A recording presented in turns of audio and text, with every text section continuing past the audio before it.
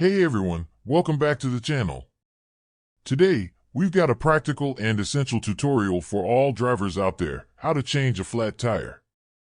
Whether you're a seasoned driver or just starting, knowing how to change a tire is a crucial skill. So, let's dive right into it.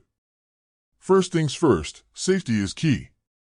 If you notice a flat tire while driving, find a safe location to pull over. Get as far away from traffic as possible and turn on your hazard lights. Now, let's grab the tools we need: a spare tire, a jack, and a lug wrench. Most vehicles come with these tools in the trunk, usually near or under the spare tire. Before we lift the car, locate the designated jack points. Refer to your vehicle's manual for their exact location. Usually, they are indicated by notches or markings underneath the car. Using the lug wrench, loosen the lug nuts, but don't remove them completely just yet. This is easier to do while the car is still on the ground. Now, it's time to lift the car using the jack. Place it under the designated jack point and pump it until the flat tire is off the ground.